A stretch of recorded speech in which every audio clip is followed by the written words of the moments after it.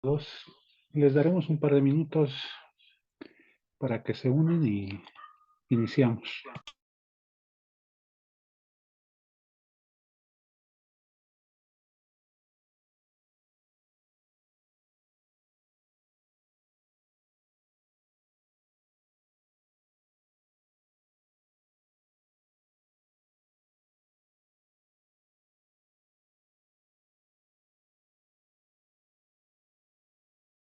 Casos que ayer habíamos comentado.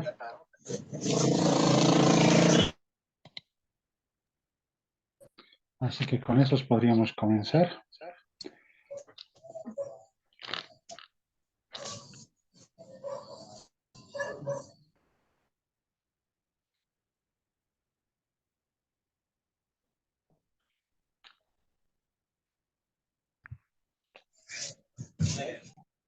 En todo caso, lo que ayer les he facilitado un conjunto de casos solamente para repasar.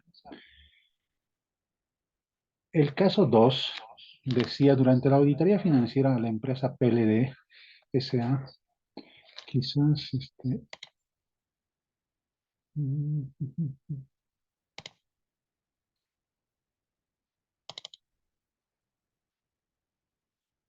este es el que estaba viendo. Dice, durante la auditoría financiera de la empresa PLD S.A. en el rubro de inventario se deberá revisar el registro de salidas de almacén para el cual el auditor deberá calcular el tamaño de la muestra que se deberán revisar. El auditor considera una tasa de excepción tolerable de un 8% y un nivel de confianza del 92%. De acuerdo con la plática sostenida con el jefe de almacén, dice, admite una estimación de no error del 80% de los registros. Una vez identificados los datos, procede a calcular el tamaño de la muestra. En este caso, voy a utilizar, para empezar, no me da universo, por lo tanto, tengo que utilizar la proporcional infinita. El nivel de confianza, acá me dice 92%.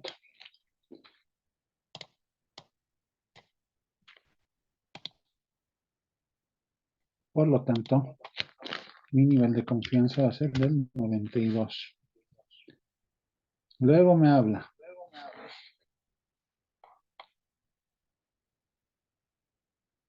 De un segundito.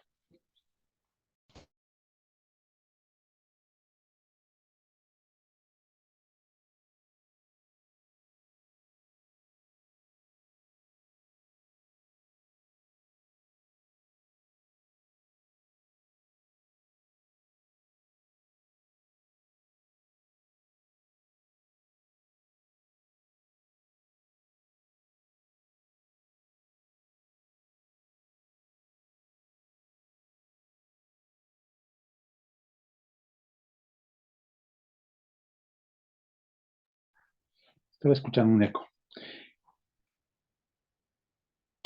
Dice una tasa de excepción tolerable del 8. Esto significa que el error tolerable es del 8%. Luego habla de que se admite una estimación de no error, es decir, que van a cumplir los atributos en un 80%. El tamaño no tengo, no me interesa, no está jalando esta fórmula. Como respuesta deberían tener 78 casos. Redondeado, ¿no? Porque da un poquito más. Acá está con sus decimales. A 77. No sé si debe haber alguna cola. Ahí está. En esta, los estadísticos, quienes analizan fórmulas de probabilidades y demás, mencionan de que si es que existe, el número no es entero, así tenga una colita, se tenga que asumir el siguiente número. Por eso la tasa o el tamaño de la muestra en este caso va a ser 78 para el caso 2. Luego, a ver, era el caso 2, 6.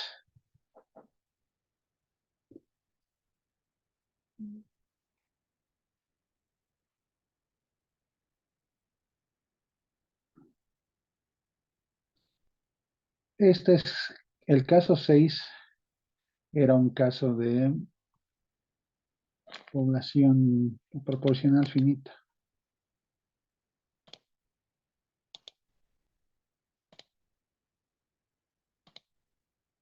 Acá estos datos van a cambiar, así que lo voy a quitar.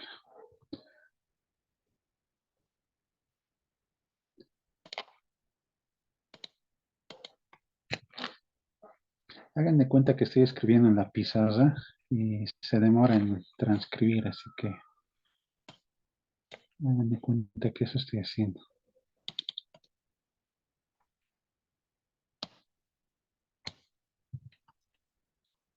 Caso 6. El caso 6 decía, usted como auditor requiere determinar el tamaño de muestra para la revisión de atributos. Ya menciona también que es de atributos, por si acaso. Eso es bien importante. De los pedidos del Departamento de Compras para el periodo que se revisó, un total de 1.440 pedidos. El auditor considera un nivel de confianza del 93%. Como estos son casos dados nada más, puede variar. Digamos. Tasa de error tolerable de auditoría del 3, es decir, el histórico del ciudadano, y se estima que no habrá inconsistencias en los pedidos en un 82. No habrá, porque si me dijese que habría, la cosa cambiaría. Nuevamente, el nivel de confianza acá es del 93%. Cambia el factor de confianza. Población que tiene el atributo, en este caso es 82. Error tolerable, este es 3%, 1440.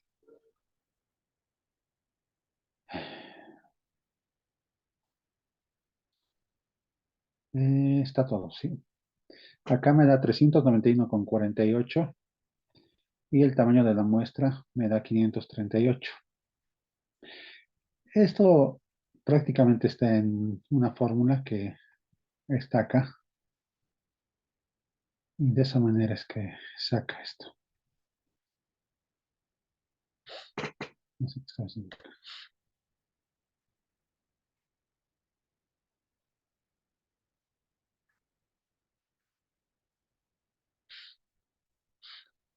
Esta revísenla.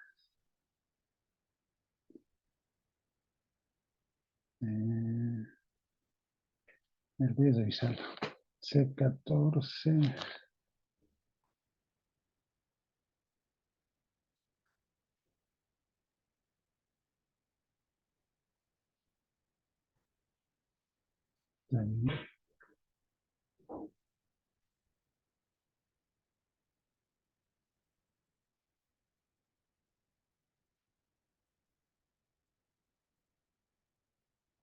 Está bien.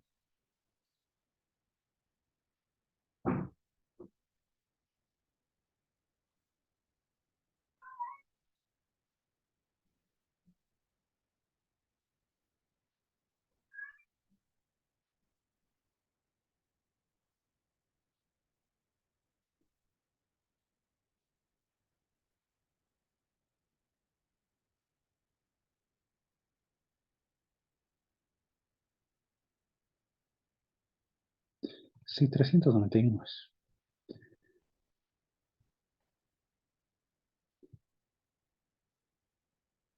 No sé qué he hecho.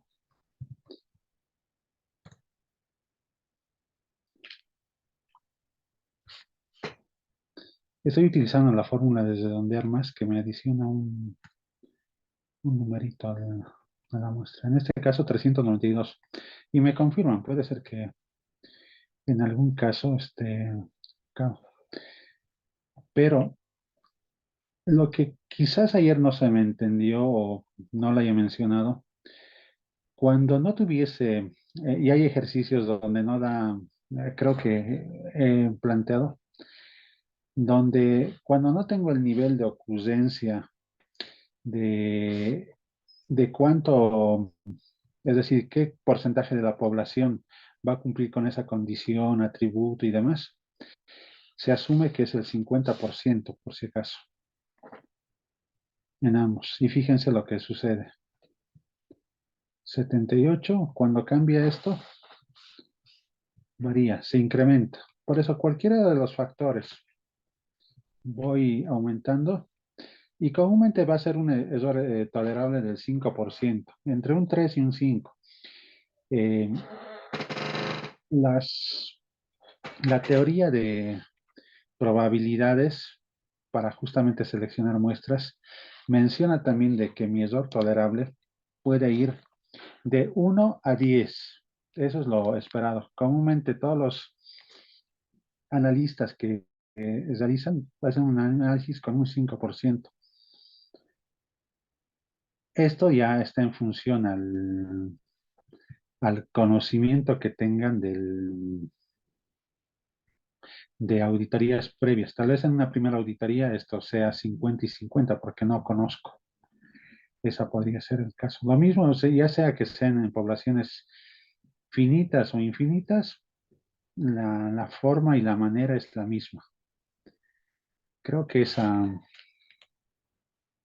creo que con esos dos casos podemos ver. El resto es igual. En algún caso, a ver, solamente como para mirar. En el caso 7, por ejemplo, les doy una tabla para completar. Esa tabla para completar, de la misma manera, ¿dónde está?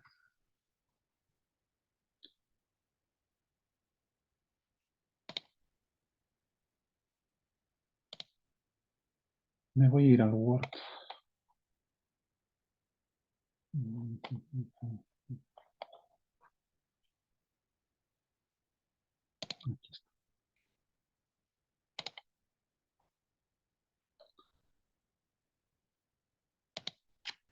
Fíjense, este es el planteamiento. Acá prácticamente hay algunos datos que no les dan. Y en este caso, como Q es dependiente de P, en este caso va a ser 1 - 81, va a dar Q. Y a su vez P va a dar en este otro caso 100 - 12, va a dar acá 88. Así sucesivamente. Acá 10, acá 94, acá 10, acá 80%, acá 22%. Creo que con esos datos prácticamente se puede complementar y es lo mismo, más allá de lo mismo. Que era luego, ese creo que es el más ampuloso, el 10. El 9 es pura cháchara y son pocos los datos que tienen que utilizar. Acá también es lo mismo. La información creo que más importante está acá. Y es lo mismo. Este es cuando llame del universo es finito.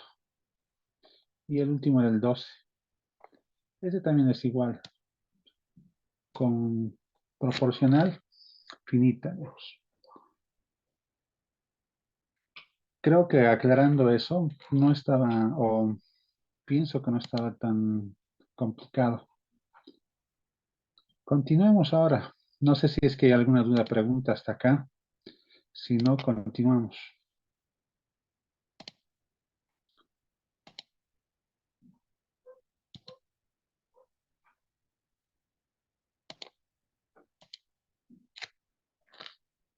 ¿No?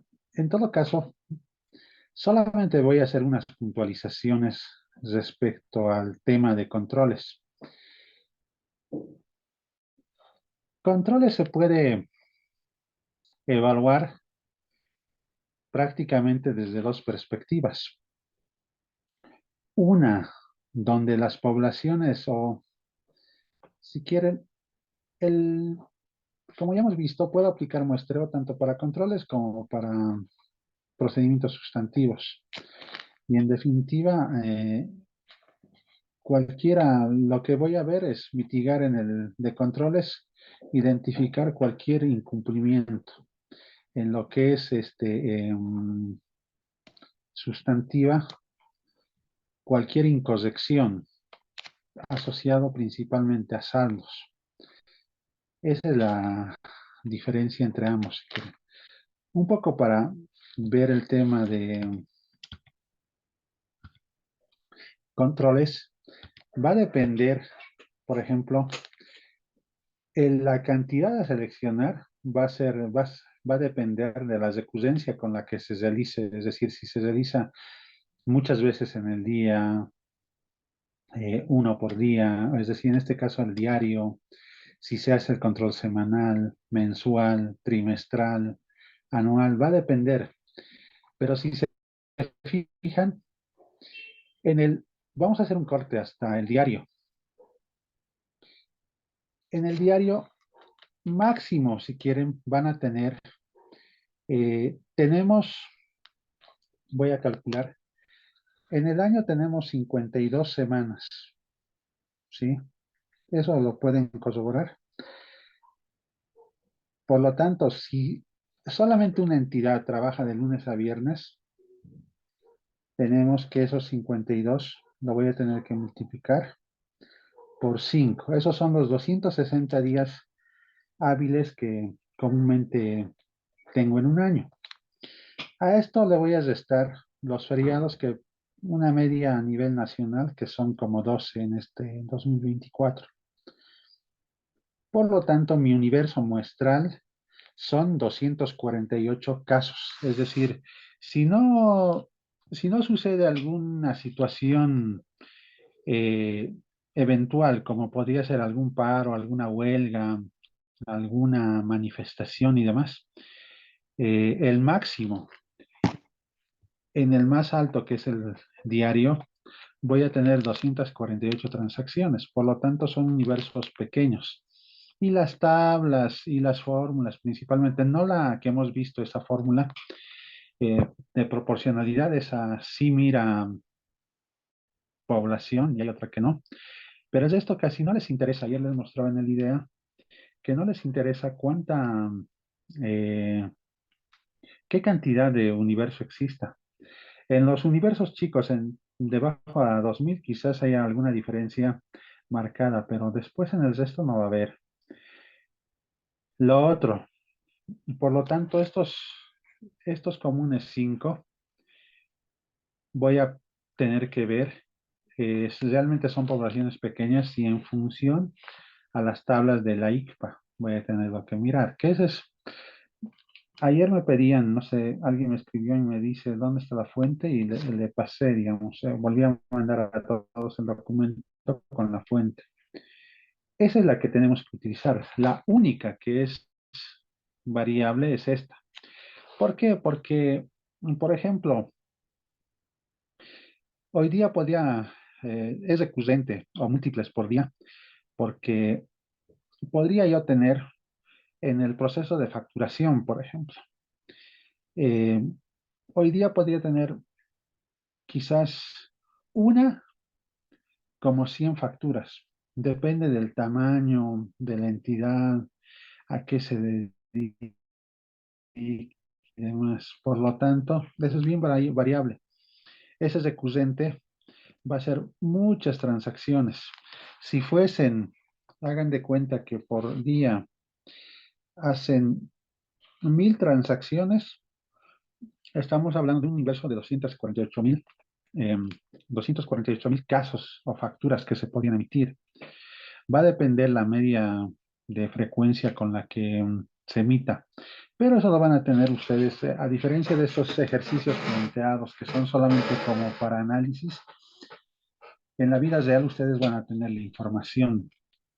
Tienen que tener principalmente el importe y la cantidad, así que van a saber. Cuando estoy viendo controles, si quieren, puedo mirar a través de eso y puedo determinar, ya sea a través de esta fórmula, cualquiera de las dos, lo puedo colocar en mi manual de auditoría o en mi metodología, puedo determinar. Están viendo que sí se puede determinar el tamaño de la muestra, pero esta siempre tiende a sacar poblaciones o muestras muy grandes. No está mal, pero esta es completamente estadística. No es no está modificada ni adaptada si quieren. Luego puedo puedo utilizar el IDEA como para determinar eso en función a sus parámetros, no sé cuánto vayan a generar. Y lo otro es en función a, creo que no lo puse acá, pero es en función a las tablas que tiene la ICPA, que ayer también mirábamos y veíamos para esas poblaciones altas.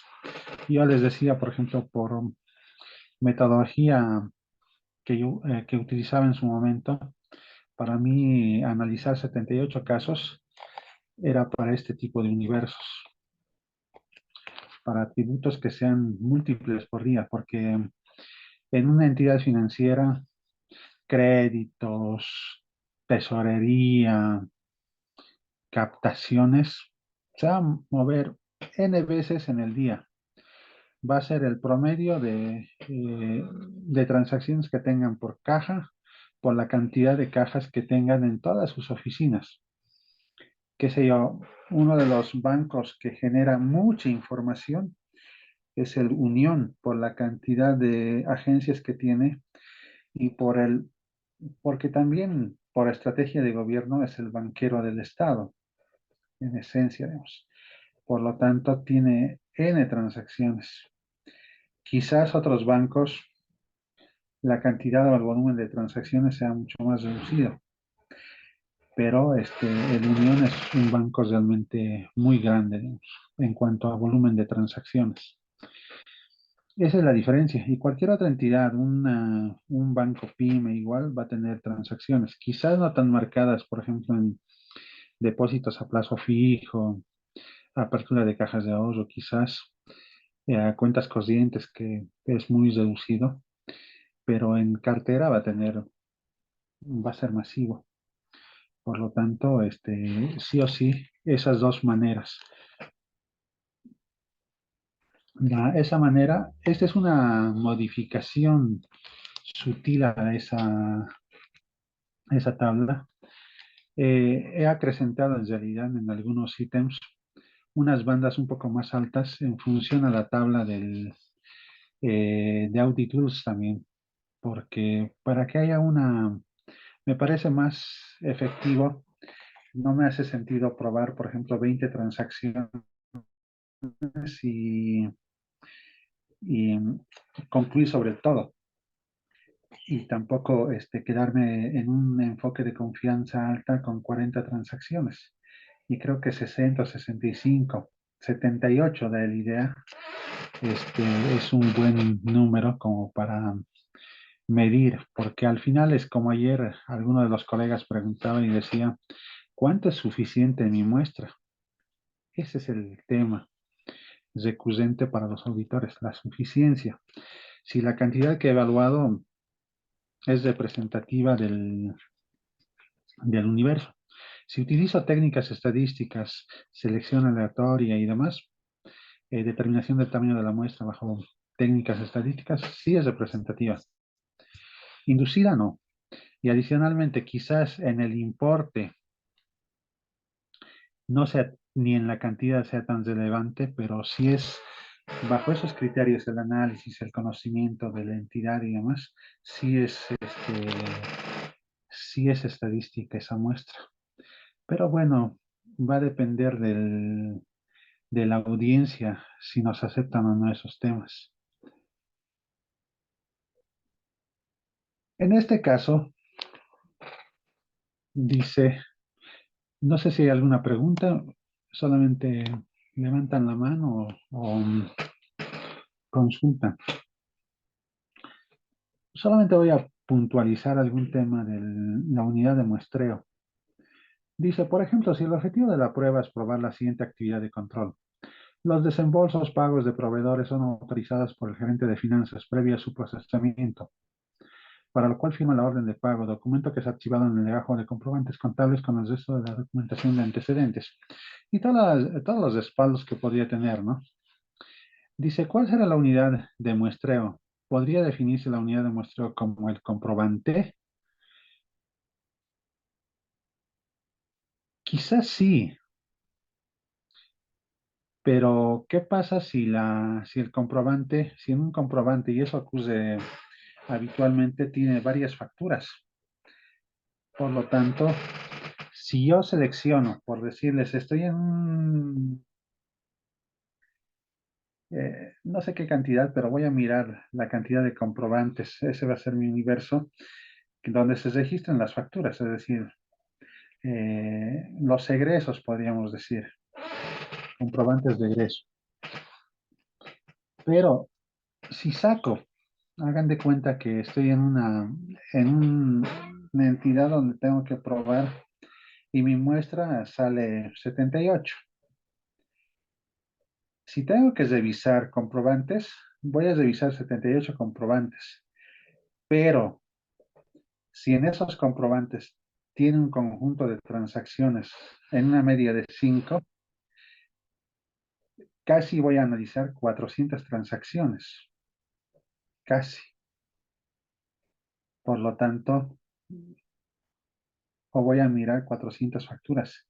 Por eso es bien importante definir cuál va a ser la unidad de muestreo, porque eso va a definir realmente qué cantidad voy a analizar. Lo mismo ocurre en las entidades financieras. Uno de los errores que a veces se comete es principalmente en captaciones. Dicen, voy a mirar la apertura no sé, cajas de ahorro, estoy dando cualquier ejemplo. Pero mi unidad de muestreo, no se dice así técnicamente unidad de muestreo. Voy a seleccionar, dicen, los clientes que tengan. Un cliente en una entidad financiera podrá tener solamente una caja de ahorros.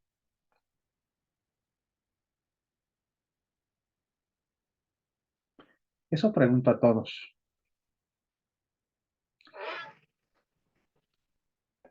A ver, voy a mirar participantes.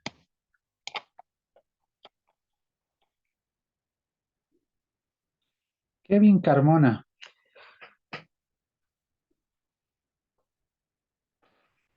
En una entidad financiera solamente puedo tener una... Mis clientes podrán tener solamente una caja de ahorros. Buenas noches. No, pueden tener varias opciones de cuentas de ahorro. Perfecto, perfecto, gracias. A eso me refiero. Si voy a empezar a ver, no es que voy a analizar solamente mi muestra de 78. Si ese cliente en promedio pueden tener 3, 4 cuentas, porque mínimamente van a tener a veces dos. Hoy día quizás no tan aplicable, pero van a tener en bolivianos y en dólares.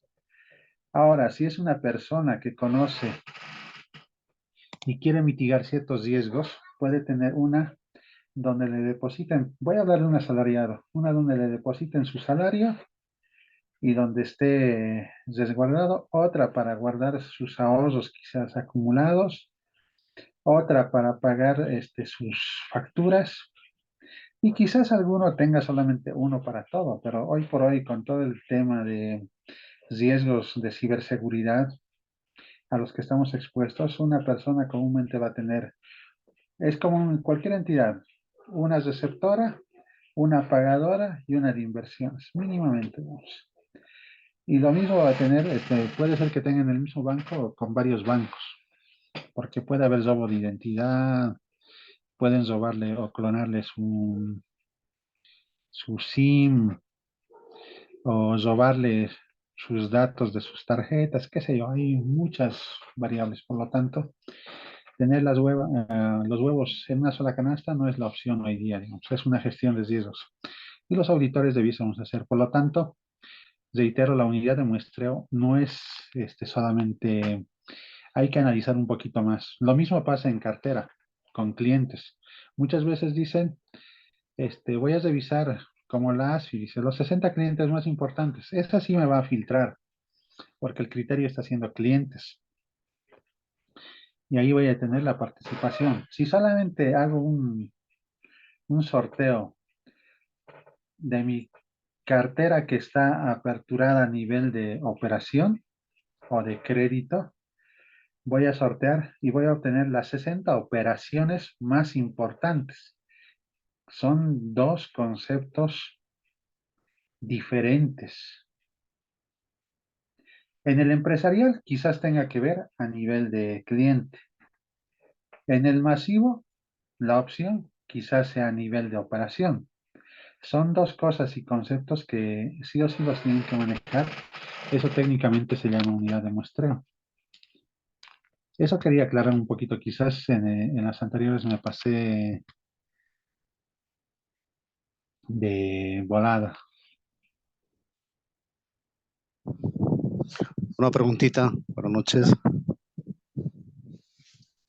Una pregunta de Juan Carlos. Este, a ver, un ejemplo, que en algún momento en mi entidad pasó que obtuvimos un universo de créditos, de cartera de créditos, y en ese universo, bueno, habían clientes que tenían hasta 2 operaciones de crédito, ¿ya?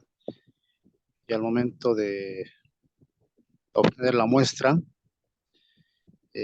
apareció, salió un cliente con 2 créditos, ¿ya?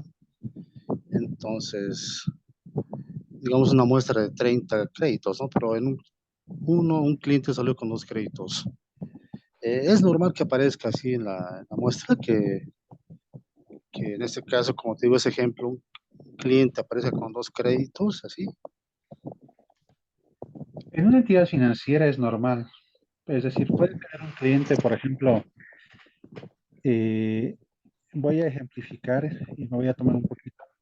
Puede tener una operación que sea un crédito empresarial, puede ser que tenga un crédito de consumo, ya sea en consumo puede tener un préstamo por su tarjeta de crédito, eh, u otro si quieren para comprar su vehículo, ese es un crédito de consumo también. Ya estoy hablando de tres. Adicionalmente puede tener un crédito para su vivienda, ya son cuatro operaciones. El crédito pyme o empresarial es para su negocio.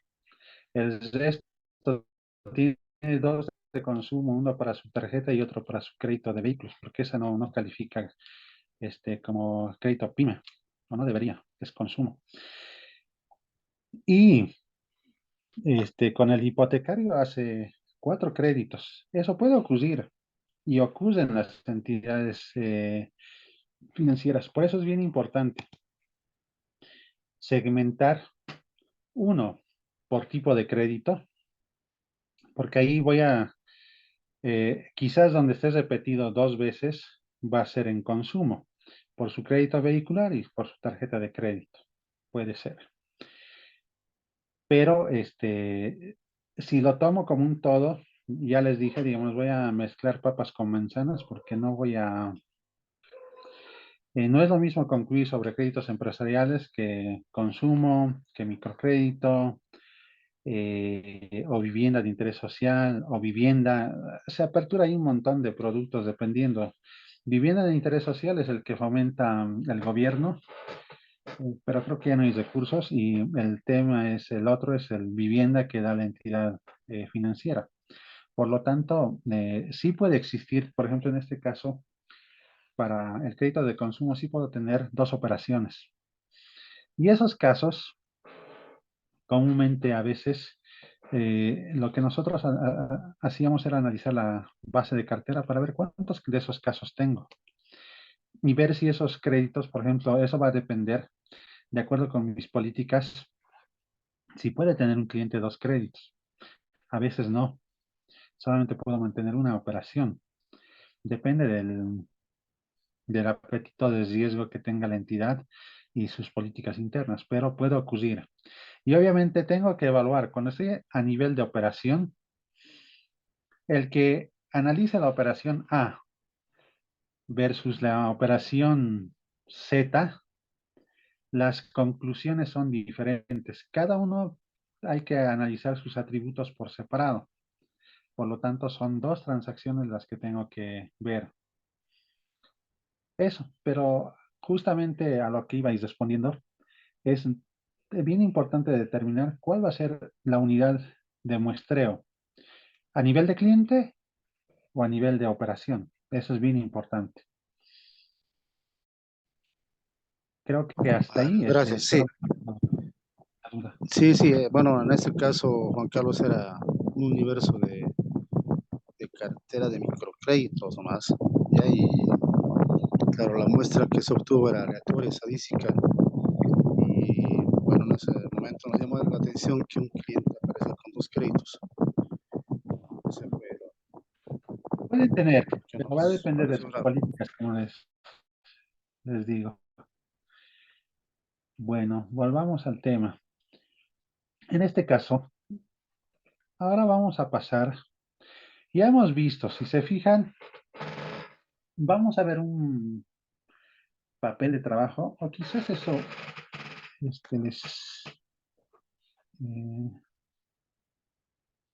está queriendo conectar a algún lado.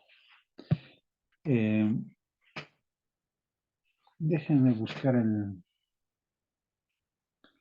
documento.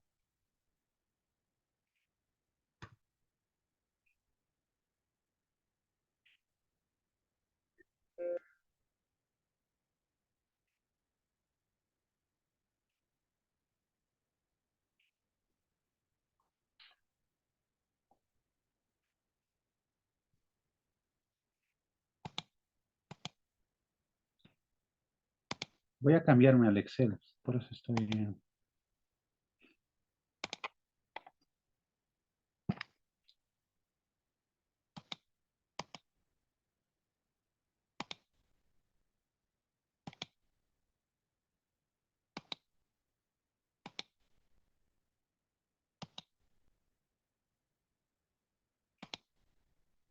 Ahí se va a ver un poquito más.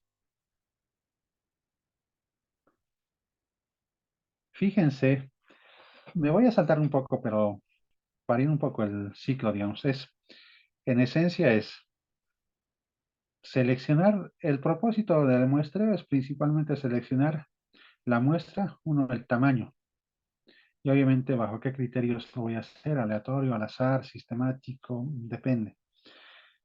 Pero todo eso, todo lo que realice yo como auditor, siempre tiene que estar documentado. Por lo tanto, desde esa perspectiva, es importante, si quieren, que yo tenga un papel de trabajo. Este es un papel de trabajo sencillo, donde en función a mi pequeña experiencia y cómo estaba mejor documentado podíamos documentar los papeles de trabajo, estoy mostrando y en función también lo he adecuado a los requisitos que necesita o pide para el muestreo. Esto en función a la guía esta principalmente tomado en cuenta la guía del AICPA. Comúnmente tenemos, si quieren, como todo papel de trabajo, quién lo ha preparado, en qué fecha, quién lo ha revisado, en qué fecha, las referencias del papel de trabajo. Algunos datos básicos tienen que ser el cliente, a qué empresa se refiere, la fecha de corte de la revisión, qué cuenta contable está asociada a ese control que esté viendo. También el saldo total de la cuenta siempre es bien importante conocer, la cantidad de partidas o unidades de muestreo, si quieren, el nombre de la prueba, En este caso, por ejemplo, el saldo de la cuenta es de 5.698.236, la cantidad de partidos es de 25.695. El nombre de la prueba es el plan de muestreo o de los controles en facturación. Acá tendría que narrar qué es lo que quiero probar con este papel de trabajo. Y esto tranquilamente se lo puede ampliar ahí, no hay drama. Y se describe acá. Tengo que definir la población. Describir todas las facturas emitidas al 31 de marzo del 2024. La unidad de muestreo en este caso son las facturas. La materialidad. Esto es algo que sí o sí, quizás en atributos también se está empezando a utilizar. Y obviamente, como referencia nada más, sí o sí tengo que tener determinada cuánto es la materialidad global, cuánto es la materialidad de ejecución. Puedo registrar también cuál es el importe mínimo para iniciar los ajustes de auditoría, es decir, a registrar. En este caso, por ejemplo, tengo que definir las condiciones de la excepción, es decir, qué se considera que es una excepción o un incumplimiento o un error, una incorrección. Eso lo tengo que narrar en función del conocimiento del, del proceso, de lo que esté evaluando. El siguiente paso es determinar el tamaño de la muestra. En este caso, comúnmente voy a utilizar la fórmula proporcional, porque siempre voy a tener un universo, voy a conocer siempre el universo, siempre voy a adoptar, y esto es algo que no va a cambiar, es decir, el nivel de confianza siempre lo voy a eh, tener al 90%, porque ese es lo mínimo que podría aceptar. Algunas cosas voy a marcar con una flechita. Esta. Estas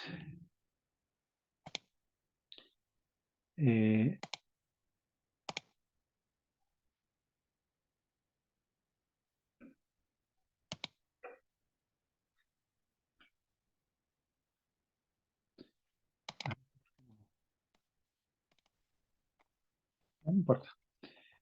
Siempre el nivel de confianza es algo básico que voy a tomar.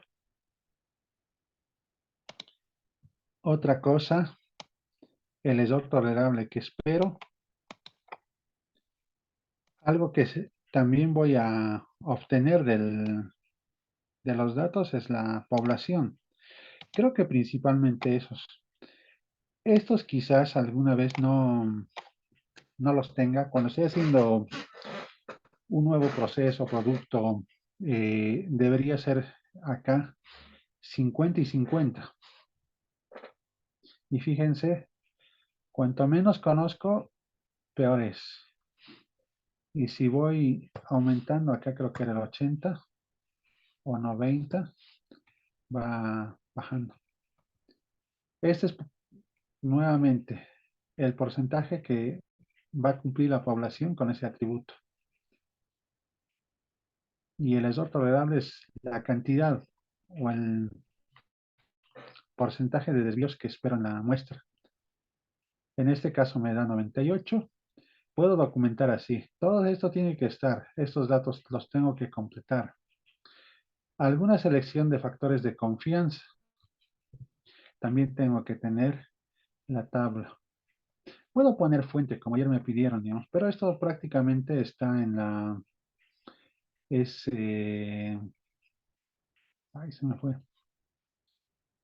En función a la tabla de probabilidades, me está generando este factor de confianza. Solamente inclusive he cortado algunos y he saltado. Los que comúnmente voy a utilizar, de seguro va a ser al 90%, en algún caso al 95%.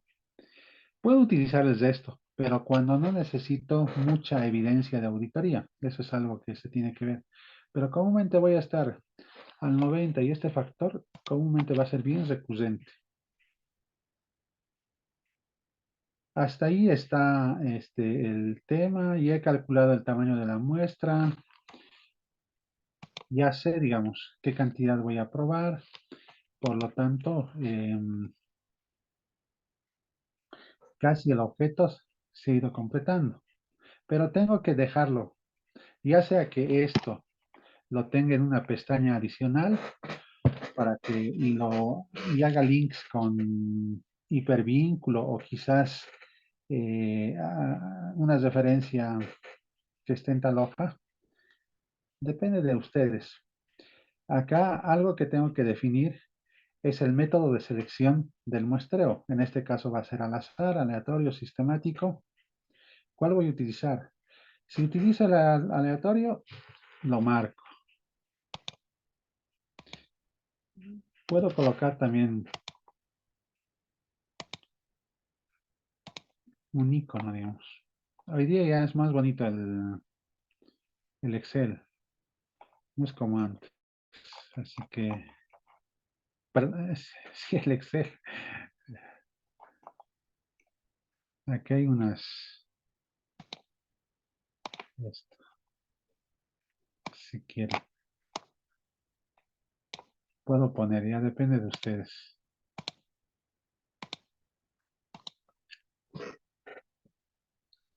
Luego, algo que sí lo tengo que tratar por separado es dónde están las pruebas, porque ya he definido el tamaño de la muestra y he seleccionado la muestra. Tengo que probar, luego tengo que evaluar los resultados y las conclusiones. Estos dos pasos vamos a hacerlo en un momento, pero prácticamente esa es la manera en la que voy a, voy a hacer esta revisión. Aquí es solamente a título de ejemplo, nada más igual he mostrado es un conjunto de datos como papel de trabajo donde de seguro que hacen así en hojas Excel sus atributos.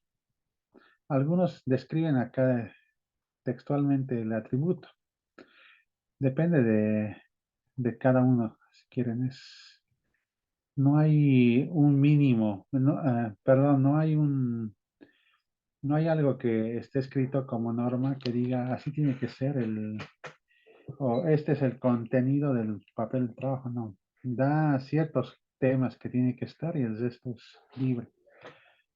El trabajo realizado, el TERE que le dicen, luego los atributos a probar, qué es lo que están detallando. Eso es lo que les va a dar. Al final, cuando estoy mirando controles, me va a interesar saber cuántos cumple, cuántos no cumple, y habitualmente voy a tener no aplica. Por ahí aquí dice razón. Hagan de cuenta, en este caso son 40 casos. Hay un atributo, por decirles.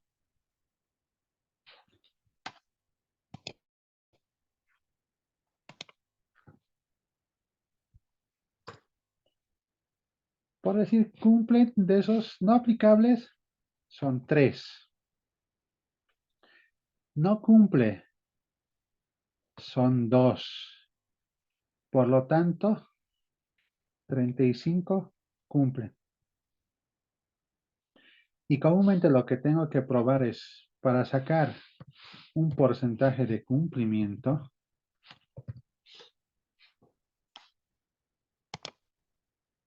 va a estar dado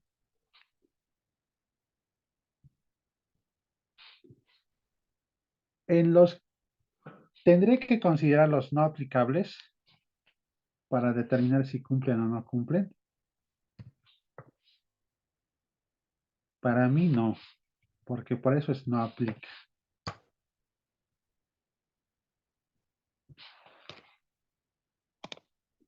Este es el porcentaje.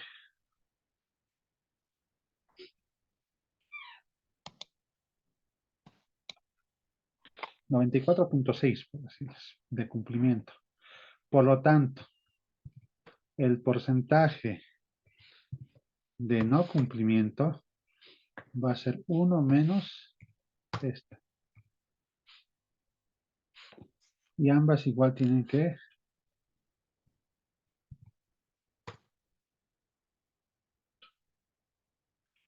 No sé qué he hecho. Es por la flojera de escribir la forma. Me da 100. Esa es la manera en la que prácticamente yo tengo que documentar este papel. Este 5.4 o estos no cumple son los que termino evaluando en los resultados.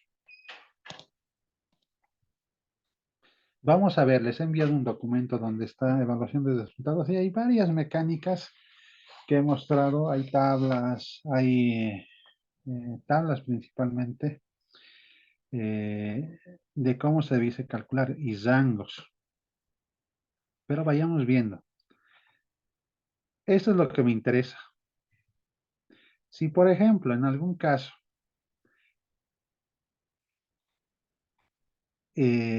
dice, a ver, veamos con este caso en resultados, así no entro a la presentación. Denme un segundito.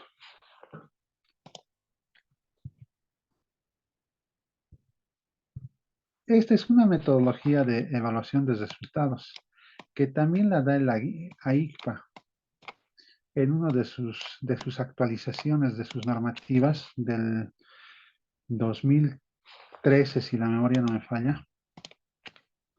Ha sido, dice, nivel de evaluación del riesgo y tasa en función a la tasa de desviación. Y da 3 escenarios. Dice, bajo, moderado, ligeramente por encima debajo del máximo. En este caso, si mi rango de desviación está entre el 2 y el 7%, yo puedo decir que mi riesgo es bajo. Por lo tanto, cuando digo que es bajo, esto en caso contrario o inversamente, cuando hablo del control, cuando hablo de control estoy diciendo el control es eficaz y funciona. O riesgo de control bajo. Eso es lo que está diciendo. Por lo tanto, mi control es eficaz, eficiente, o no eficiente, sino efectivo. Ese sería el término más correcto. Si estuviese en un escenario, y puedo, mi enfoque a controles, si es que lo que estoy probando, el enfoque de confianza en controles es adecuado. Es lo que estoy diciendo con estos resultados. Cuando ya estoy en un enfoque moderado, miren, yo pensaría que esto debiese ser de 2 a 6 y de 7 a 12 acá. Y de acá de 13 a 20, pero está tal cual en un documento lo vi y lo he extraído. Pero está con esos errores, no me pregunten por qué. Si está en un enfoque moderado ya, de 6 a 12, si es que esta desviación, hagamos otro caso.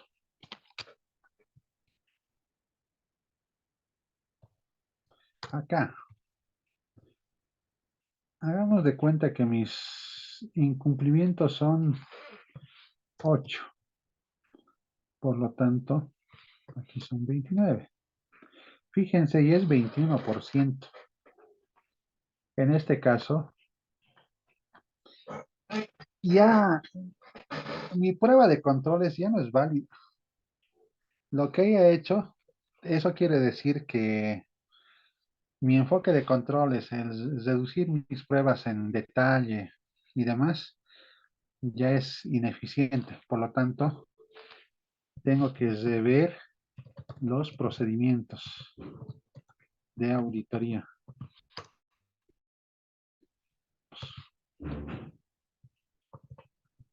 Es lo que está diciendo. Otro escenario,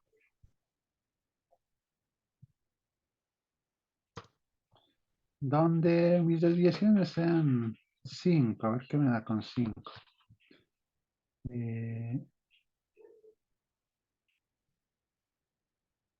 13. Sigo.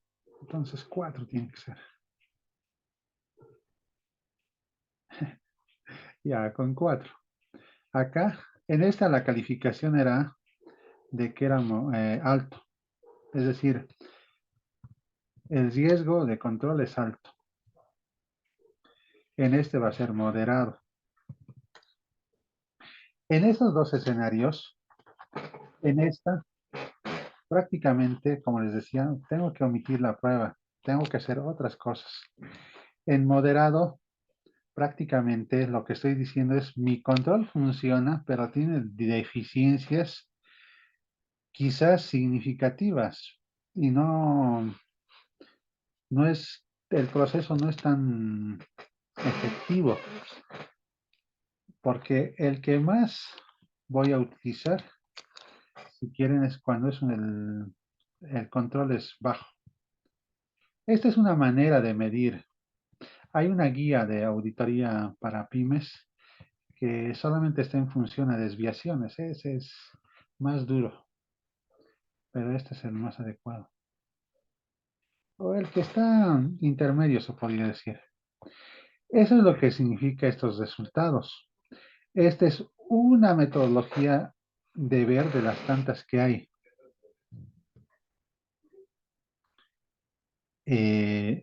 Luego,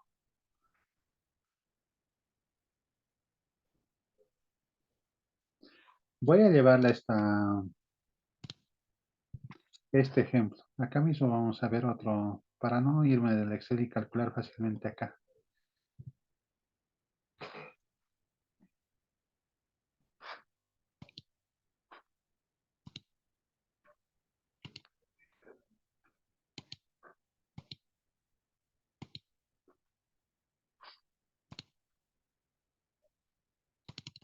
Hagan de cuenta, ya les he dicho que estoy escribiendo en la pizarra y estamos revisando la antigua.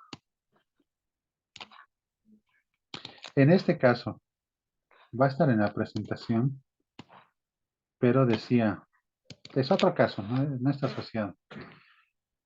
Decía, por ejemplo, el valor bruto de la cuenta, es decir, el importe de la cuenta o proceso es de 5 millones de unidades monetarias.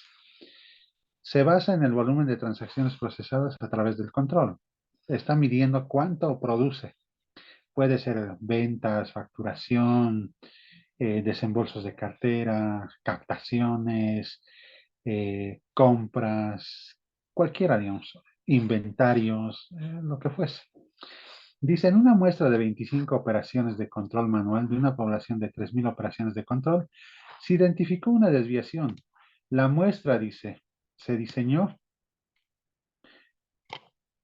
para... Ay,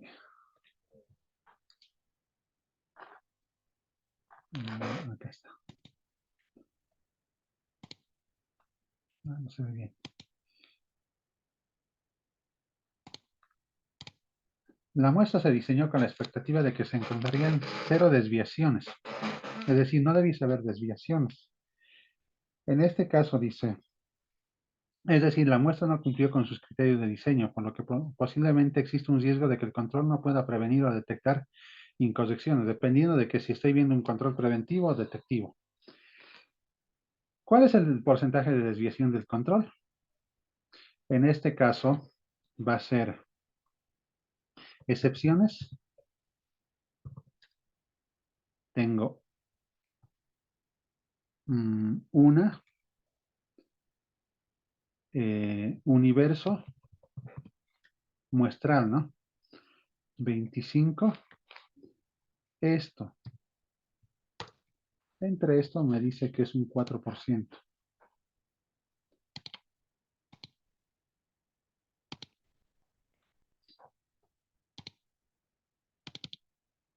4%. Inicialmente, si lo veo con esta tabla,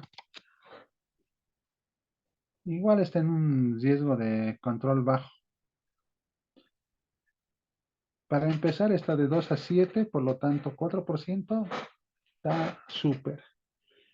El riesgo es bajo.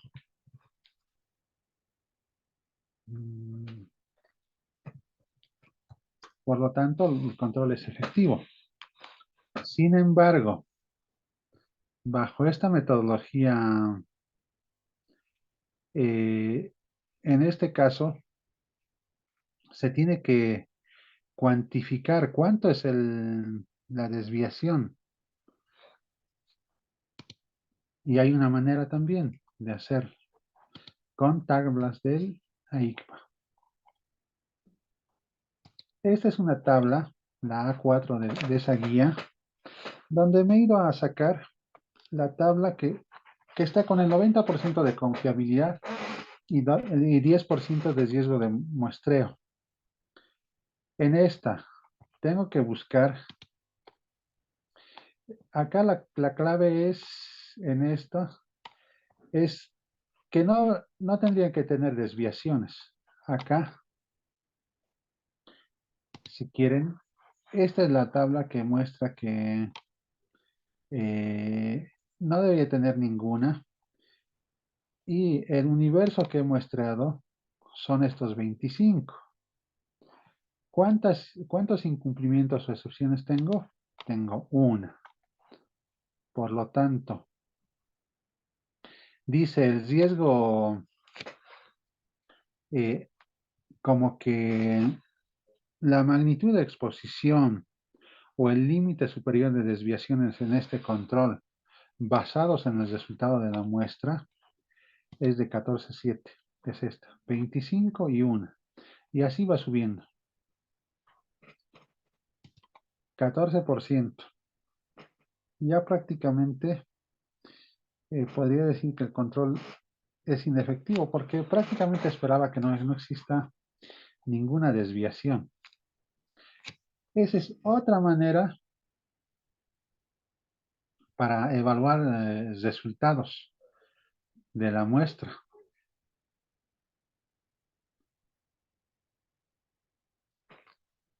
Otra forma,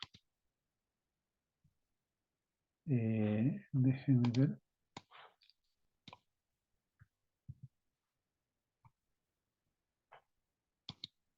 Otra forma también que tengo de evaluar estas desviaciones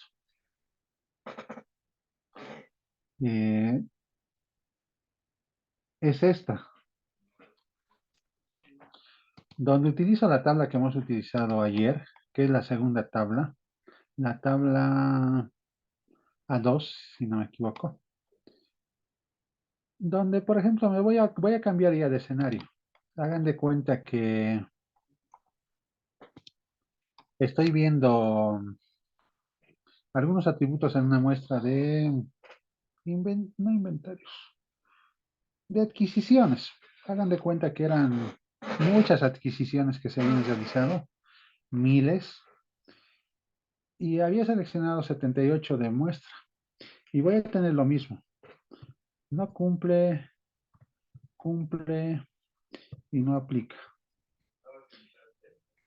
Acá mi sumatorio me tiene que dar 78.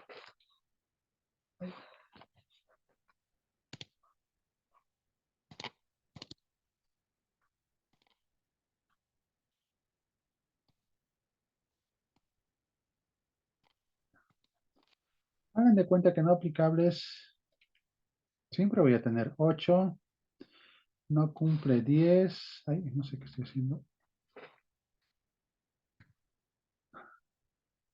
no sé por qué sale así. Y acá son 60. Sumo.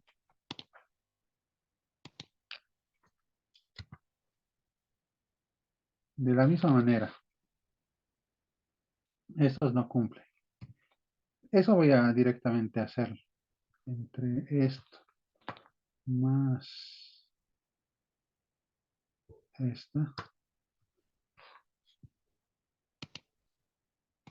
Es que lo debo convertir en fecha este campo.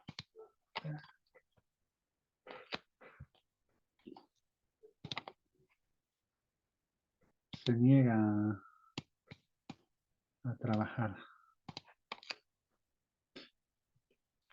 Siempre tengo que en el Excel asegurarme de que estén bien los paréntesis, si no va a ser cualquier otra cosa.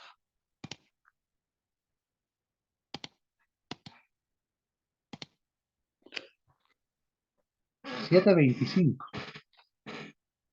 En este caso, si utilizo esa cantidad de excepciones y utilizo esta tabla, por ejemplo, esta tabla solamente me acepta 4 excepciones. Fíjense, acá lo he marcado. Esto decía, en el anterior está, entre paréntesis está la cantidad de excepciones que acepta esta muestra. Por lo tanto, esto está fuera.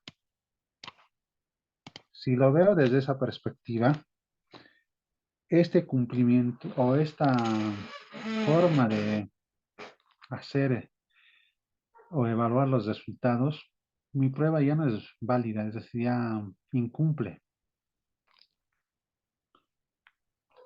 Luego, en porcentaje de desvío es esto.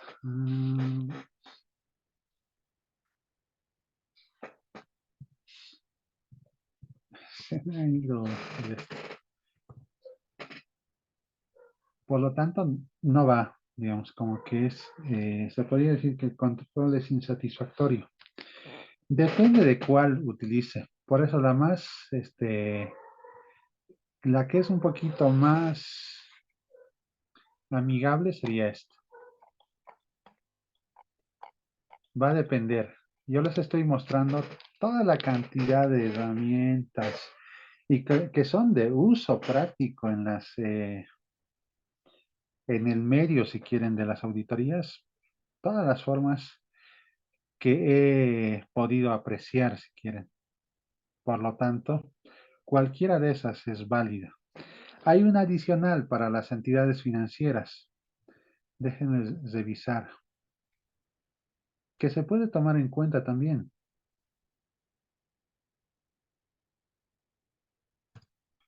Pero déjenme buscar ese dato.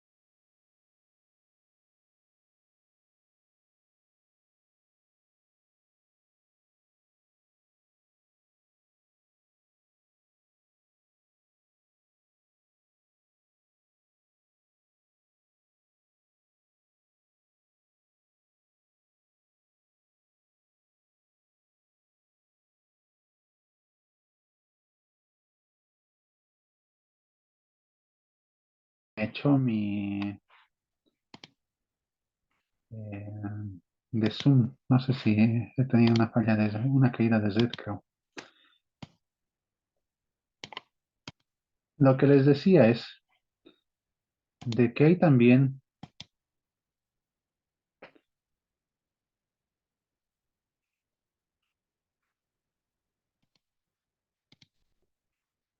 se yo podría utilizar, espero se vea, esta norma del ASFI, donde prácticamente es la que habla de previsiones para constituir es, previsiones por riesgo adicional, se le llaman. Dice, acá en los créditos PYME calificados por 10 mora, créditos de consumo, vivienda y microcrédito, cuando la frecuencia de los casos con desviaciones o incumplimientos sea igual al 10%, dice, ya desde el 10%, o sea que hasta 9,99 es la que está aceptando.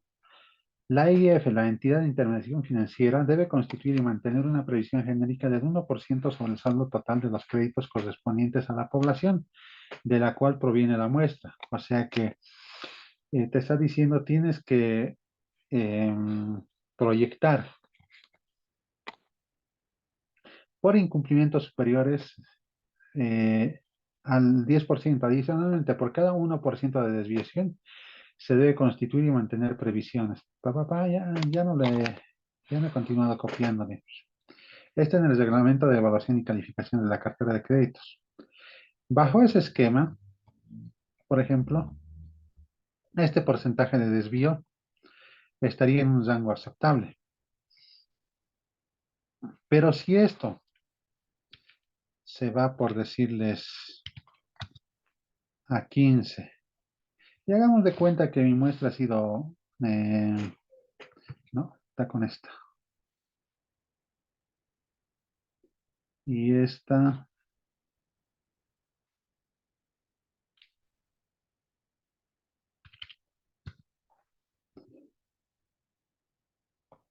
hagan de cuenta que esta.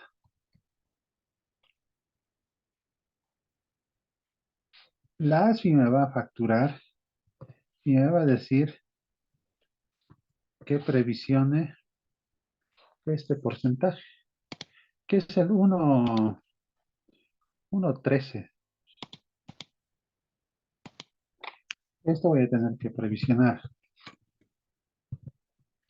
Si fuese una cartera, voy a dar cualquier número de unos, qué sé yo, para ser dramático, 80 millones me colocar. A ver si nos dan.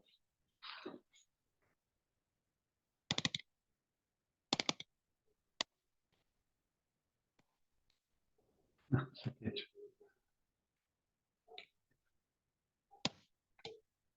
No, porque no se pasaba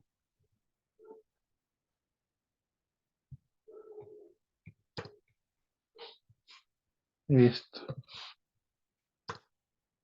Ya 900,000 tendría que constituir. Si fuese primera revisión, 902,000 tengo que constituir. Pero para mis efectos, y eso es para las áreas de auditoría interna de las entidades financieras. Comúnmente, por ejemplo, no sé cómo hacer, nosotros utilizamos inclusive para calificar los informes. Ya cuando tengo este nivel de desvío, prácticamente los informes de auditoría los cuantificamos, como en este caso. Y en definitiva, era inaceptable tener este porcentaje de desvío. Por lo tanto, esa auditoría era insatisfactoria. ¿Por qué? Porque le está costando recursos a la entidad, más allá de que quizás en una segunda revisión, este, o sea, es una revisión recurrente y ya antes había constituido previsiones para este riesgo. Independientemente de eso, se toma este valor. Nosotros tomamos este valor. Y la forma de proyectar es muy parecida también. Si si estuviese proyectando los resultados, diría que por esto, 9 millones es mi margen de error en ese componente.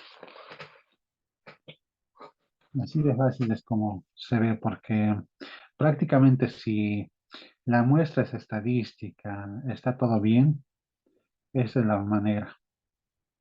Pero obviamente decir que 9 millones está mal, es muy complicado. Pero es lo que sucede.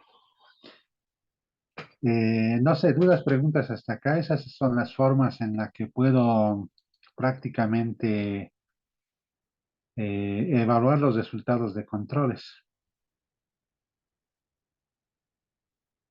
Y con esto hemos visto acá que en función de eso voy a poner ver resultados. Acá ver evaluación en C512.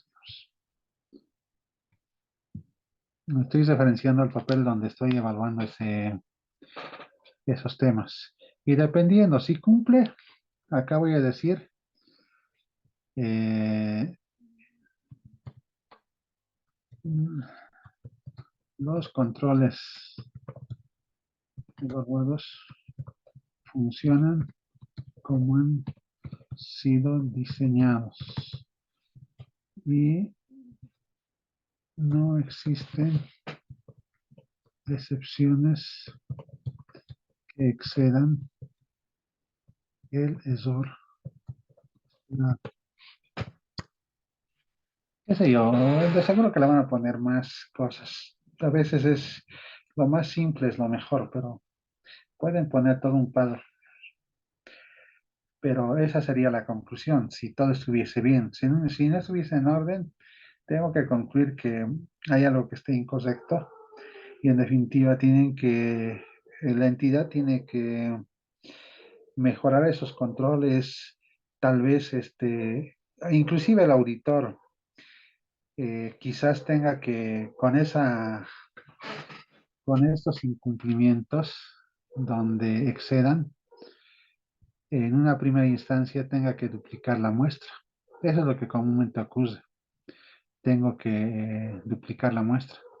O sea que metodológicamente, no lo digo yo, lo dicen estas guías prácticas, que tengo que sacar una muestra adicional que sea la que sea en cantidad la misma que se obtuvo anteriormente. En este caso era 78. Eso es lo que se espera. Metodológicamente, yo no lo digo y en la práctica de seguro han debido ver y se va haciendo esto. Se duplica, porque mi muestra ya va a ser esto por 2, 156. Todavía es bajo. He visto se van a fijar en los informes de cartera, y eso principalmente los que tienen acceso, los auditores internos de las entidades financieras. Eh, las muestras no son voluminosas. De las Big Four, no creo que pasen de 200 casos. Puede ser algo más, dependiendo si tiene créditos empresariales, algo más, o muchos productos. Puede ser que varíe.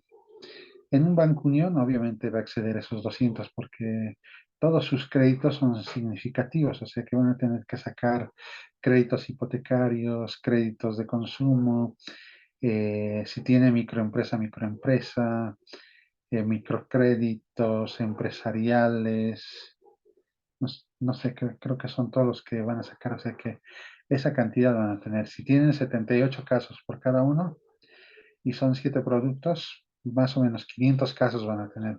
En las otras entidades que sean mucho más sencillas, quizás no pase.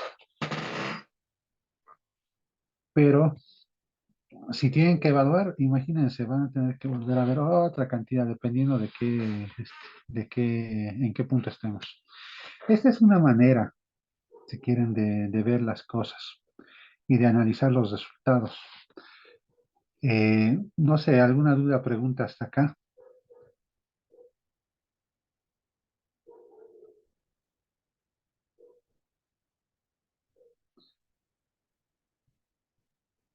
Si no hay nada, Juan Carlos. adelante. Juan Carlos, Si bien este es un papel de trabajo para documentar eh, una muestra estadística, ¿cómo sería un papel de trabajo para documentar una muestra que ha sido, que ha sido tomada de forma inducida? ¿Cómo se documentaría eso? En realidad, casi gran parte de los, de estos componentes vas a tener que utilizarlos, porque vas a tener siempre, para mí, que siempre vas a hablar de una unidad de muestreo, es decir, ¿qué vas a probar? ¿Qué es lo que quieres probar? La materialidad global, materialidad de ejecución, todo lo que está desde aquí arriba, vas a tener que documentar. Quizás acá vas a tener que aclarar, eso está en este otro, no, en las de detalle, pero les puedo ir mostrando ya. En las de detalle, esta es de una de, ¿dónde está? No es esta. Esta de atributos, creo que es.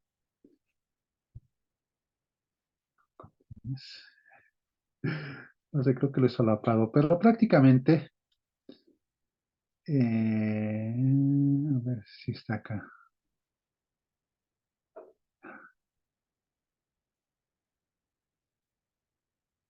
Creo que lo he solapado.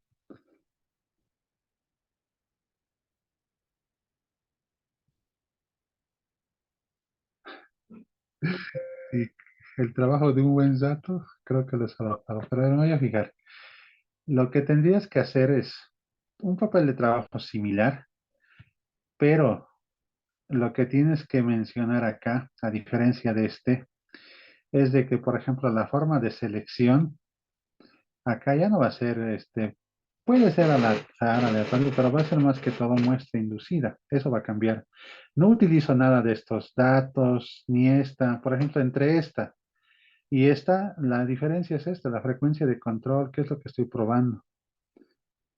Esa es la diferencia. Pero para esta otra, lo que habría que hacer es mencionar.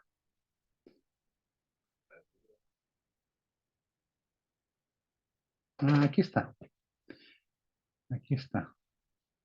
En esta, por ejemplo, vamos a mirarla luego a nivel de detalle, pero en esencia, lo que tú estás haciendo, por ejemplo, estas partidas individualmente significativas que ya la metodología y las mismas normas de guías y demás ya van hablando.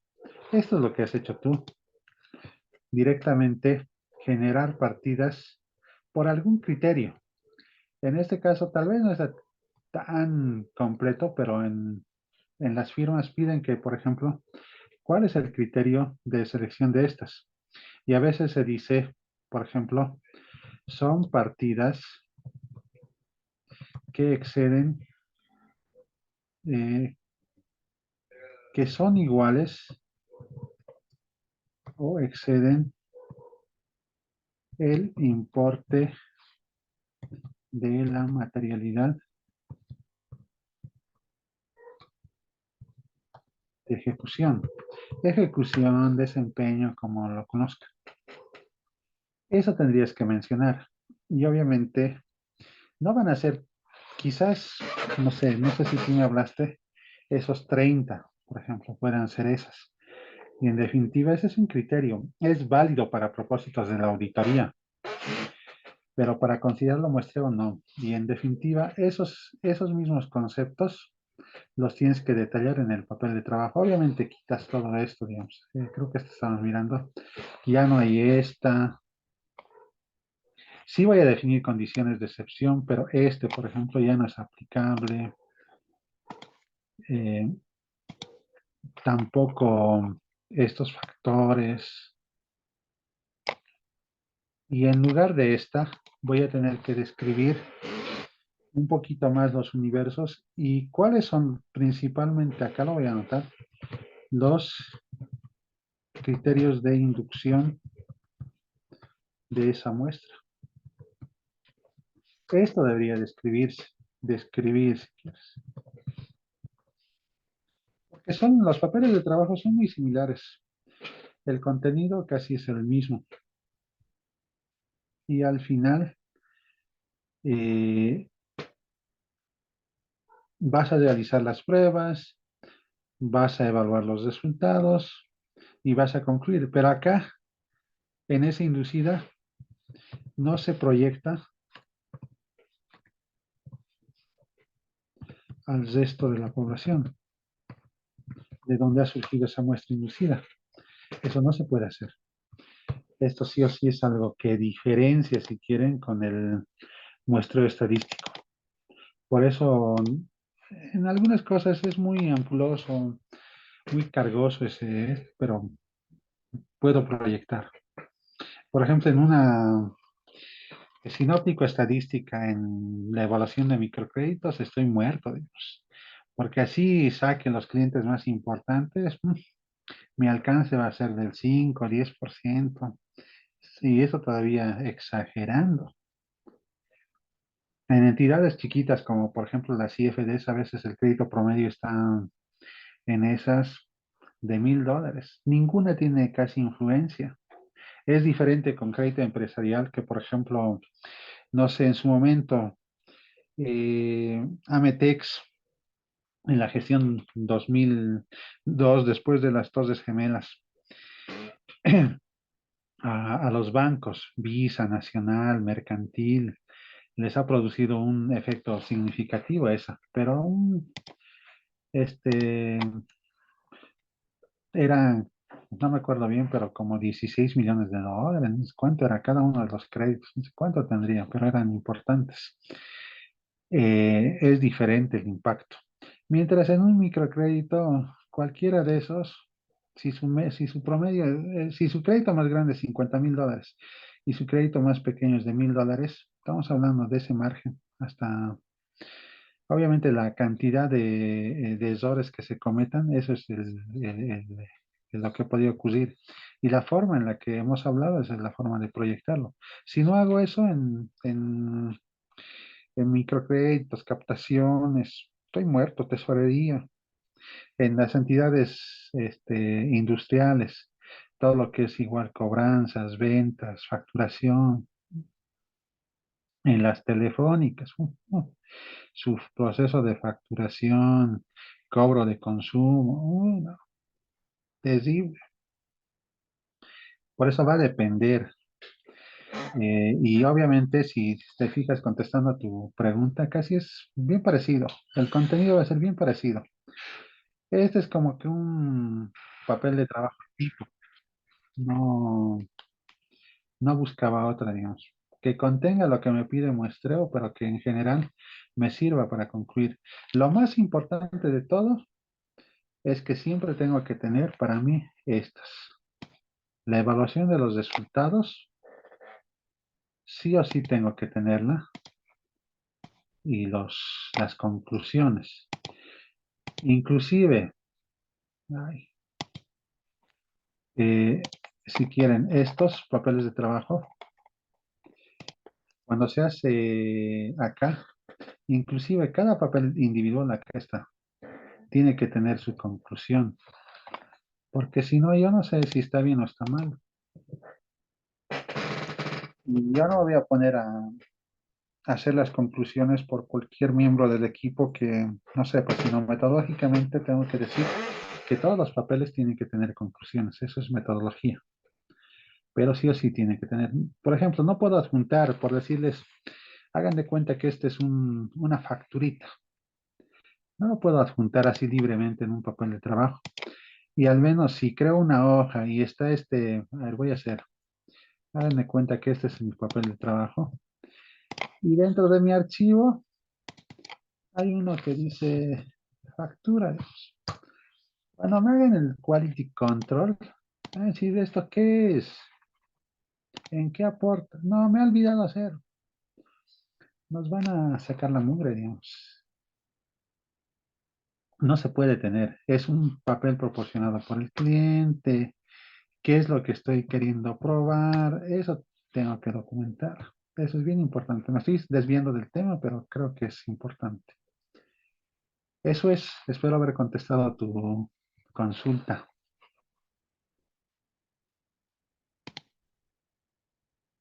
Ok, Gracias, Juan Carlos. Es más, ya. Déjeme buscar dónde estoy.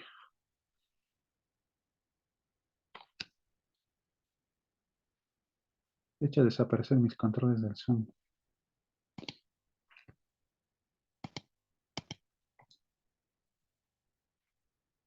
Ahí está.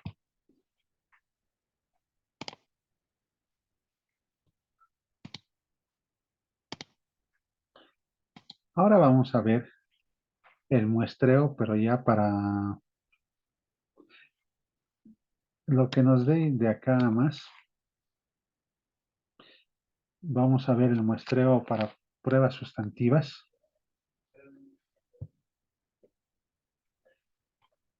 Comúnmente un poco combinando lo anterior y esto. Cuando hablo de procedimientos sustantivos, estoy excluyendo lo que es pruebas analíticas y pruebas de controles.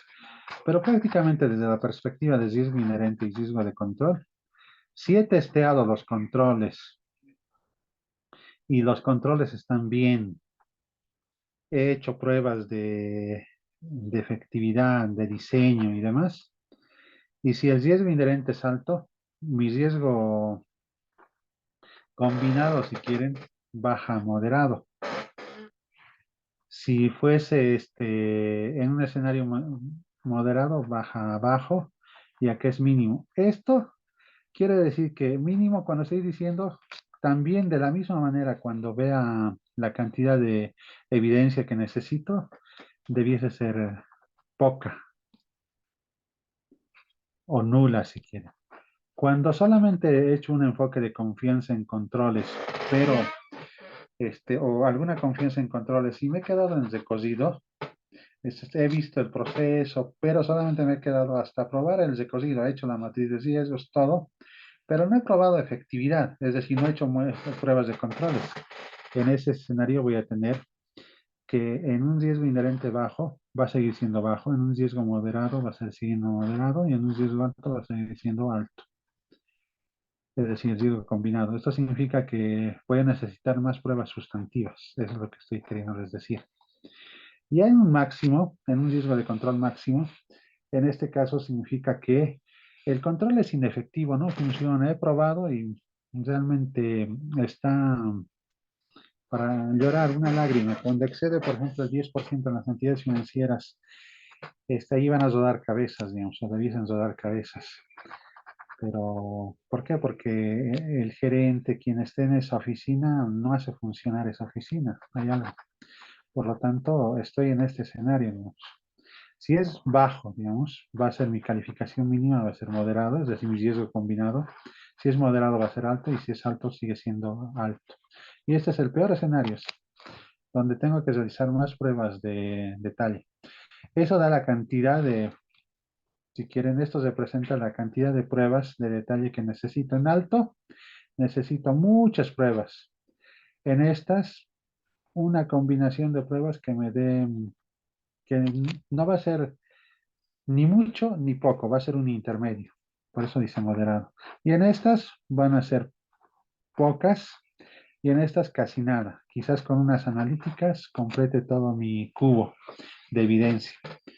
Eso es lo que menciona.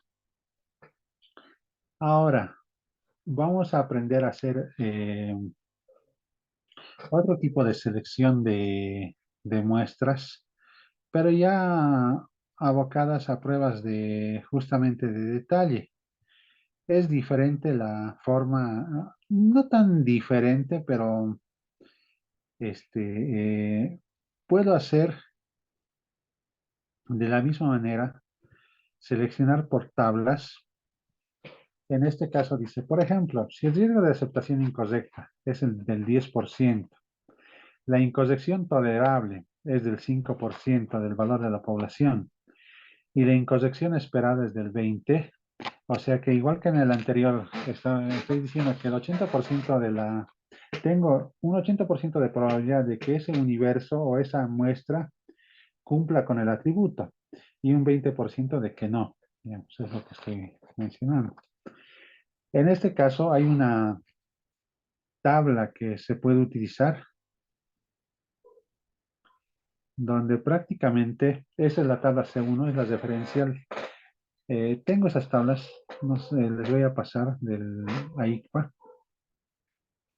pero prácticamente me voy a ir a un escenario donde el riesgo de aceptación incorrecta o el riesgo de muestreo está en un 10%, o sea que tiene un 90% de confiabilidad.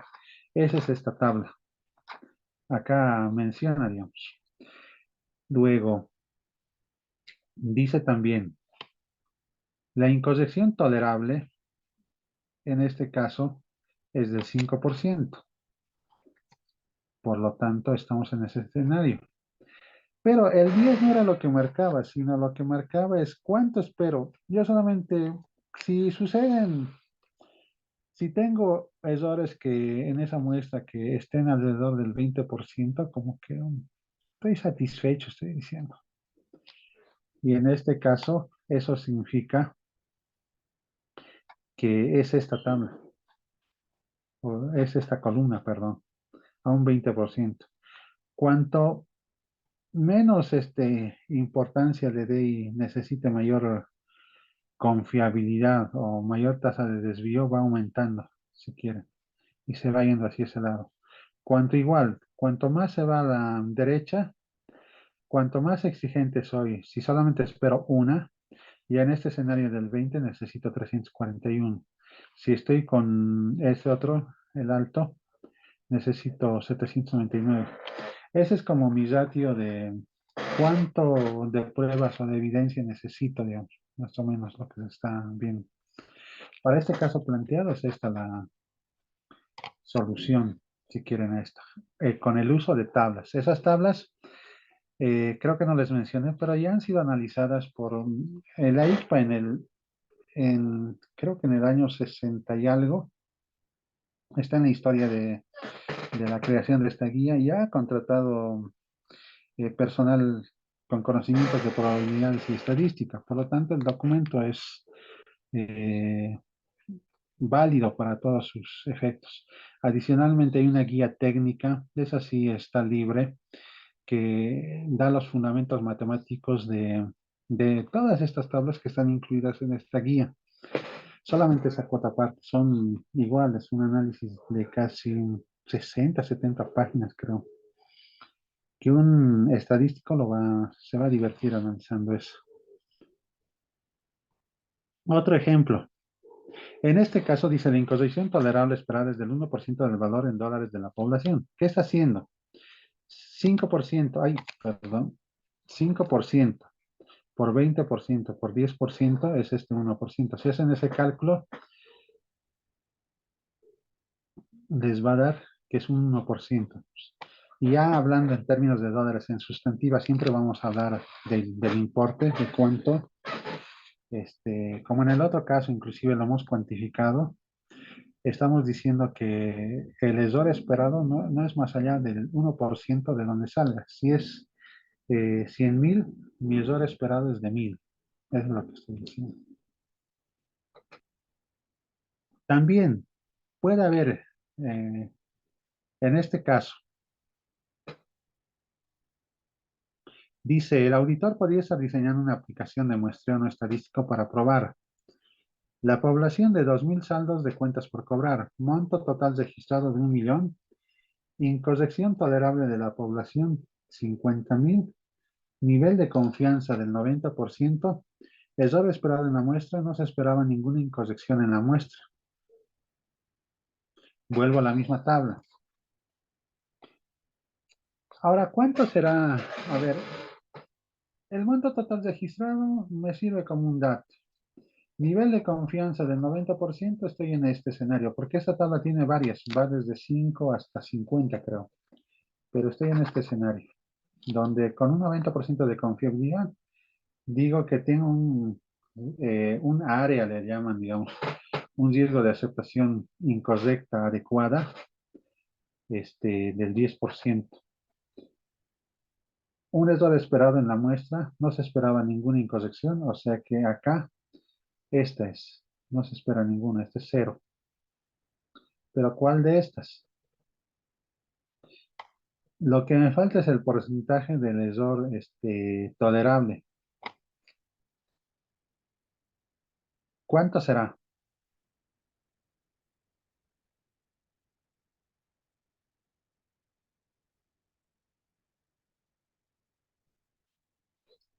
Para este caso, 50.000 dividido entre 100.000 es 5%. Por lo tanto, estoy hablando de este escenario. En este caso, tengo que irme nuevamente a seleccionar esta y alinear esta.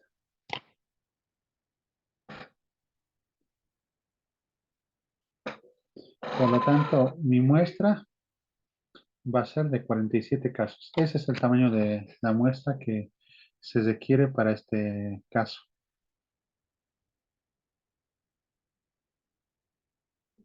Estos son casos sencillos. Hasta ahí está bien. Esa es una forma de seleccionar muestra por tablas. Y cuando hablamos igual en el ya de la cantidad necesaria de pruebas de detalle, para diferentes escenarios de riesgos de control, las pruebas que se han realizado mediante, o pruebas analíticas que se han realizado, ¿cuánto necesito de pruebas de detalle? Son estas. Cuando tengo un riesgo de control bajo y he hecho pocos procedimientos analíticos, en este escenario, por ejemplo, no necesito hacer pruebas de detalle. A diferencia que cuando el riesgo de control es alto, o diré, la efectividad del control es alta, y he hecho mucho trabajo, muchas pruebas de detalle, no, solamente necesito un 5% de, de evidencia, si quieren. Ese es un cálculo que está también en esa misma tabla de la ICPA. Y para este caso, por ejemplo, está calculando. El riesgo de auditoría siempre va a ser 5 y está considerando que el riesgo inherente es del 100%. Por lo tanto, para un 5% de riesgo de auditoría, reemplazando estos riesgos inherentes de 1, riesgo de control del 50%, está hablando de esto. Riesgo procedimientos analíticos efectuados del 30%, me da que con esto necesito un 33. De ahí está surgiendo este dato. Y así hacen para cada uno de estos y les va a dar. Esa es la manera en la que se puede ver. Ahora hay otra metodología de determinación de muestras. Hay otra fórmula que igual que en el anterior caso, también se puede sacar en función a factores de confianza. En este caso utiliza dos, el riesgo de incorrección material y la confianza en los procedimientos que vaya a efectuar. ¿Cuántos quiero utilizar estos procedimientos? Lo que estoy diciendo, ¿cuánto necesito probar? Porque quizás no he hecho nada. Y en un riesgo de incorrección material alto y en una confianza en los procedimientos, es decir, no he hecho, mis otros procedimientos han sido muy reducidos, necesito un factor de 3, así sucesivamente. Para alto, si el riesgo de incorrección material es moderado, 2.3 bajo 1.9. Todos estos datos igual los han calculado, si quieren. Esto es un poquito muy similar a lo que tiene la ICPA. Es una forma. La fórmula de determinación de la muestra, en este caso, cambia. Necesito, en este caso, el valor monetario de la población a ser testeada o a ser probada, lo utilizo como una variable, que es este valor de la población de la muestra. Por el factor de confianza que veíamos anteriormente. Necesito determinar un error tolerable. En este caso me plantean de 10.000, pero este 10.000 es igual para efectos técnicos nuestros a la materialidad de desempeño, ejecución que vaya a realizar. o lo que anteriormente igual se denominaba error tolerable, es la misma. Para este caso, dice, ¿cuál es el tamaño de la muestra? Y aquí hay tres escenarios. Necesito información adicional, necesito cuánta confianza en los procedimientos requiero y cuál es mi evaluación de riesgo de incorrección material. Para este caso, dice riesgo de incorrección material bajo.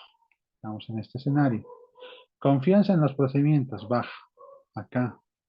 Por lo tanto, valor de la población 250.000 es otro valor de 10.000 por el factor de confianza de 9, que bajo y bajo está acá. En un escenario también de ZIM alto, estoy acá ahora. La confianza en los procedimientos es baja, estoy acá. Mi factor de confianza es de 1,9, por lo tanto es la misma fórmula, pero mi factor de confianza cambia. En este caso necesito 48 casos de muestra. En este otro caso, un ZIM alto, pero una confianza en los procedimientos alta. En este caso, el factor de confianza es 3. El tamaño de la muestra va a ser de 75. Esta es otra manera en la que se puede determinar el tamaño de la muestra. Algo parecido es el MUM. Hay una variación en esta que se puede utilizar, y esto utilizan las firmas de auditoría también, donde prácticamente tengo datos adicionales en mi fórmula. El valor de la población ya lo tengo, ya les he hablado, digamos, es el importe en libros de ese componente, rubro, unidad muestral que esté viendo. Menos las partidas individualmente significativas, es decir, aquellas partidas que sean significativas. Inclusive, algunas firmas excluyen aquellas partidas que sean individualmente no significativas también. Eso va a dependernos. Esos dos se puede hacer, porque eso es como decir, ¿cuánto es el valor del monetario del resto de la población que quiero muestrear? Es lo que estoy diciendo. Ahora, la otra variación es que también tengo un error esperado. ¿Cuánto de error espero en esa población? ¿Cuánto estoy esperando? Cuando reemplazo esto en las fórmulas, voy a tener de que mi valor en libros va a ser 3.100.000. Mis partidas individualmente significativas es 1.600.000. Por lo tanto, la diferencia va a ser 1.600.000. El error tolerable es de 150.000 menos 25.000 o menos el error esperado. Acá abajo el denominador va a ser 125.000. El nivel de confianza es alto. El RIM es alto, por lo tanto, si me refiero a este factor es 3%. Por lo tanto, es 1.600.000 que les decía por 3 dividido entre 125.000. Me da igual que en los anteriores. Es igual que en el anterior. Si salen decimales, así sea 001, se tiene que elevar al siguiente número. El siguiente número en este caso es 39. Esa es la cantidad de casos que tengo que ver, por ejemplo, con esos datos. Ya estamos en la última fase.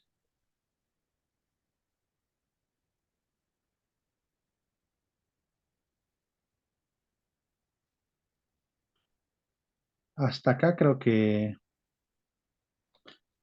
estamos bien. Podemos revisar un poquito también como para César. Mañana vamos a completar con el MUM, que tampoco es muy complejo. Es muy parecido a esta última que hemos hecho, con una variación.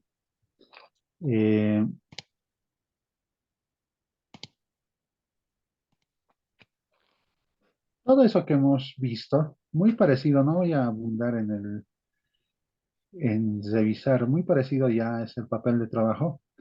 La diferencia, por ejemplo, o la forma en la que se podría determinar es, acá, para el tamaño de la muestra, ya se incluye, si quieren, la cantidad y el importe que corresponden.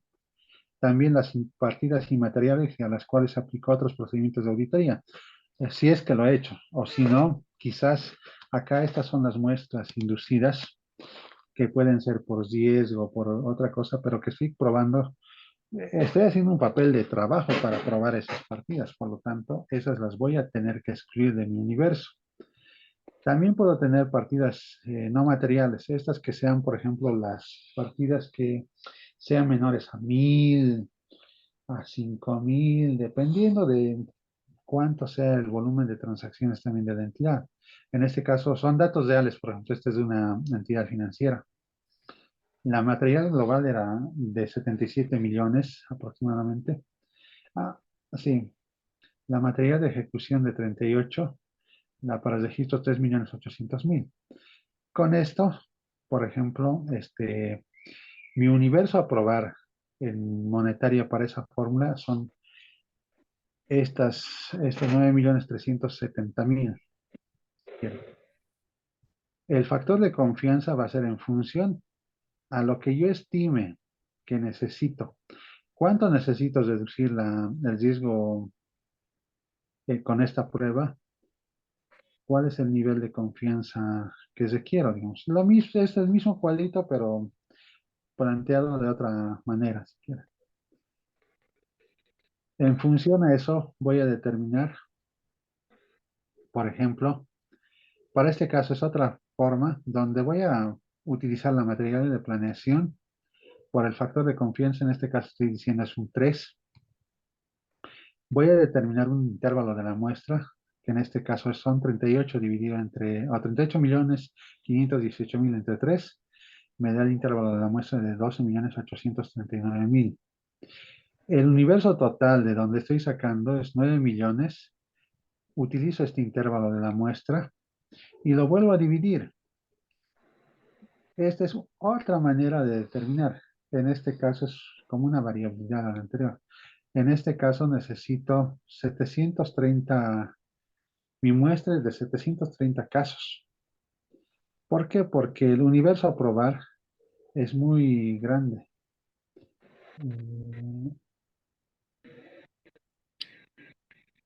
Y eso es lo que comúnmente se deben encontrar en el día a día cuando estamos seleccionando este tipo de muestras.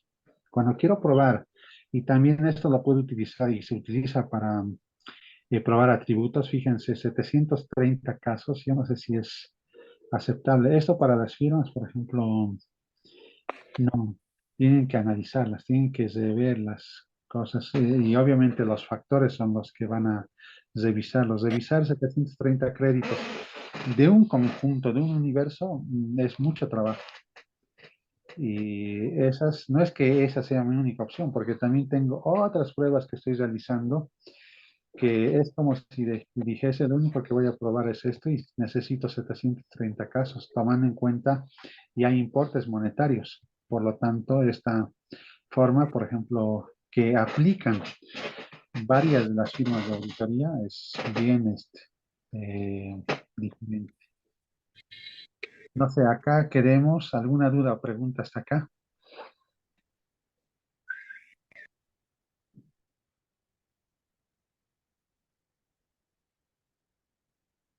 Mi objetivo siempre es mostrarles toda la cantidad de formas de seleccionar muestras, porque ese es a veces las dudas que se generan. Por lo tanto, falta acá, es una variación parecida a esta. Es el MUM, esa más nos falta, y luego evaluar los resultados. Con eso casi ya habíamos visto todos los escenarios. No sé si no hay ninguna pregunta o consulta, podríamos terminar acá y nos vemos mañana.